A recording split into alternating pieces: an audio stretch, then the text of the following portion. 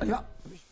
Eh bien, Madame le maire, Monsieur le maire, voilà, nous arrivons au bout de cette merveilleuse aventure que j'ai vécue avec vous et grâce à vous et en venant vous voir.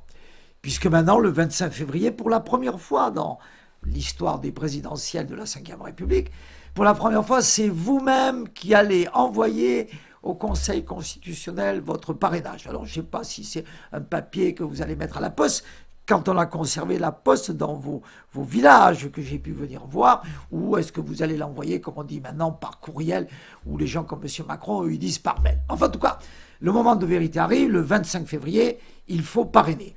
Et pour vous avoir vu beaucoup, je sais que vous n'avez pas trop envie de parrainer qui que ce soit. Alors, quelle aventure! Parmi quantité de maires que j'ai pu, de vous, madame, monsieur, que j'ai pu venir voir, je me souviens en Charente, Ligourd, monsieur Didier Texier, qui m'avait invité sur votre tracteur.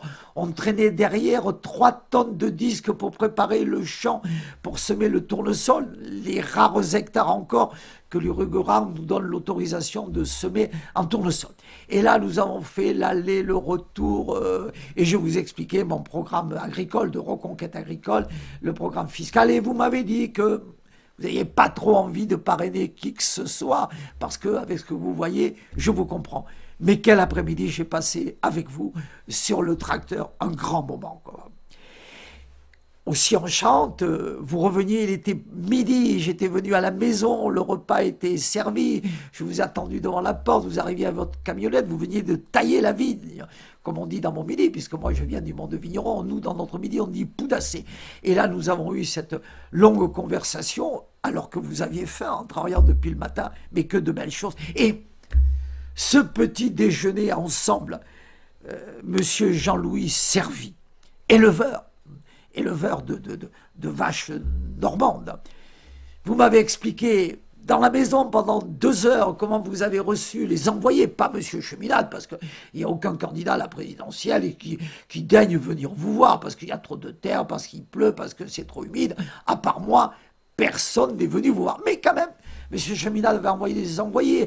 Vous les avez fait auditionner comme un examen par le conseil municipal. Et après, avec beaucoup de sagesse, vous avez considéré que, bon, oui, quelles que soient les qualités, finalement, vous alliez soutenir personne. Mais quelle matinée d'échange, de travail, de confidence on a passé ensemble. Et Madame Nicole Mauvais, la commune de Houzy, qui in extremis avait pu sortir d'une de ces fusions de communes qui se font, allez, la pression du préfet, on n'a pas trop envie, ce n'est pas un moment heureux, mais vous avez eu l'intelligence de pouvoir vous échapper à temps de cette fusion, de cette commune nouvelle, comme on dit maintenant, quoi.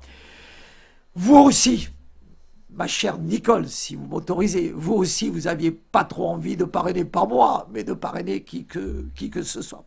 Et Laurent Declercq, vous éleviez des vaches limousines, des vaches à port de tête de taureaux de combat. Et vous êtes non seulement éleveur, mais chasseur. Et heureusement qu'il y a tous nos chasseurs, qu'il y a je ne sais plus combien, 10, 15 millions de fusils en France. On ne sait jamais, on ne sait jamais. Et vous m'avez dit toute la sympathie que vous aviez pour la démarche que je conduisais, et puis pour l'homme venu familialement du monde agricole et qui connaissait. Et puis Grenier, monsieur Grenier, Kléber Grenier, le maire de Friadel, vous qui avez été 30 ans maire, et puis vous étiez un peu tristouné parce qu'on vous a contraint, vous avez été mangé dans une fusion Vespelière. Mon cher Kléber, vous m'avez fait entendre que j'étais un candidat universel, mais pas de revenu universel, et que vous trouviez la démarche de l'auto-entrepreneur des présidentielles que j'étais, comme vous, qui faisiez du dessin industriel, vous avez considéré que vous étiez prêt à soutenir ça. Et chez moi, à la maison, dans mon Languedoc, dans l'Hérault, docteur Ange-Albert, du Grand Saint-Chinian qui fait l'AOC de Saint-Chinian, parce que tout le monde croit qu'il y a le Bordeaux, bien sûr, et le Bourgogne, bien sûr. Mais bon, tout ce qu'on fait dans mon Languedoc. Vous, docteur Ange-Albert, qui aviez envie, pour pas avoir trop de problèmes, de soutenir Madame Artaud, et puis vous aviez été convaincu. Eh bien, Madame le maire, mes chères mères, et je vous le dis avec beaucoup de tendresse, d'affection, parce que je viens de vivre avec vous des moments merveilleux, de vérité humaine, de profondeur, surtout dans cette Normandie de bocage qui pour moi a été une immense découverte, comme à Stalingrad, hein, maison par maison, mairie par mairie, maire par maire. Voilà, le 25 février, il faut envoyer le parrainage. Le plus simplement du monde, ben, j'ai besoin de vous. À titre personnel, c'est la phrase de Gaulle, 53 ans, il n'allait pas commencer une carrière de dictateur, et moi, à 71 ans, je ne vais pas commencer un premier mandat présidentiel renouvelable. Mais il est important, je crois qu'il est important que les candidats que l'on dit petits, mais qui ont quelque chose à dire, qui ont une autre vision de la France qui va de Normandie jusqu'à la Terre Adélie, de la France, M. Chambert, à Venant, 18 km de Besançon, mon premier maire, là où j'ai fait ma déclaration, mon maire qui avait soutenu Jean-Pierre Chevènement, que j'avais connu en d'autres époques à la SFIO, j'ai vraiment besoin de vous pour qu'on puisse parler, pour dire de grandes choses, des choses profondes, pour dire que la loi NOTRe n'est pas des nôtres, que ce qu'on est en train de faire disparaître nos petites communes. Déjà, on est descendu sous la barre des 36 000. Ce sont les radicelles de la démocratie. Ce sont les radicelles de la République qu'on va détruire. Et quel est le monde qui va venir après?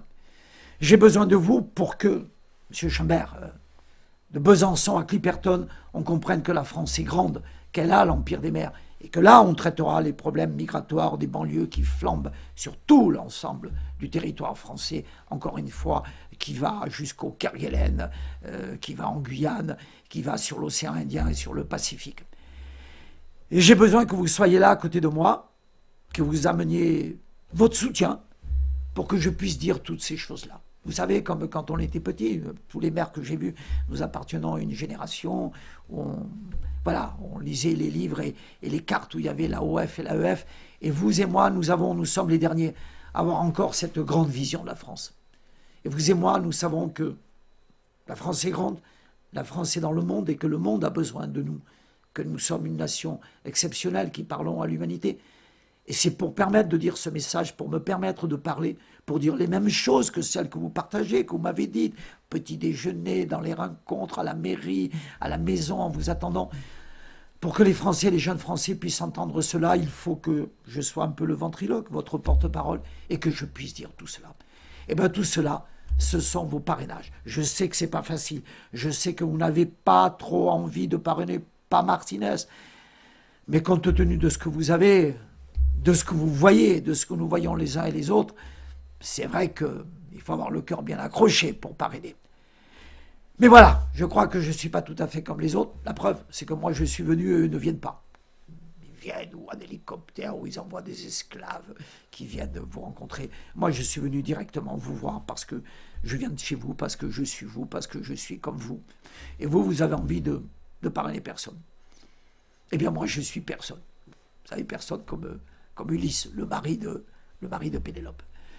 Je suis personne. Je parle à mon nom. Je parle venu comme il arrive souvent dans notre pays, la France. Il y a des gens qui disent c'est pas possible. Il faut que j'y aille. Je peux pas rester les bras croisés.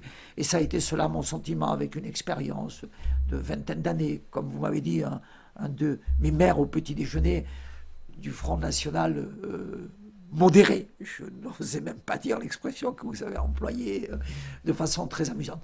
25 février, début des parrainages jusqu'au 17 mars.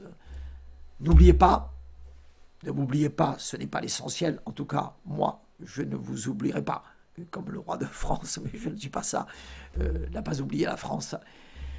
N'oubliez pas que il faut que l'ensemble de nos compatriotes, de nos concitoyens entendent une autre musique. Vous savez, quand il existait une chaîne qui s'appelait France Inter, elle existe encore, et qu'on disait écoutez la différence. Avec votre parrainage, j'ai besoin que l'ensemble du pays, l'ensemble des jeunes écoutent autre chose, même s'ils sont de bons garçons, que ce qu'a dit ou ne pas dire M. Fillon, M. Macron, M. Hamon, M. Mélenchon. Ils ont d'ailleurs la même sonorité, et on entend toujours les mêmes sonorités, et les mêmes morceaux de phrases, et les mêmes colliers de perles enfilés. Voilà, encore une fois, une dernière fois, oui, j'ai besoin de vous comme le monde a aussi besoin de la France. Merci Madame le maire, merci Monsieur le maire. J'ai vécu avec vous et grâce à vous de grands moments et je voudrais les faire partager à nos compatriotes dans cette campagne présidentielle. Allez, à la poste, un timbre, un petit courriel, et qui sait, on pourra parler, et alors, le miracle aura peut-être lieu. Merci.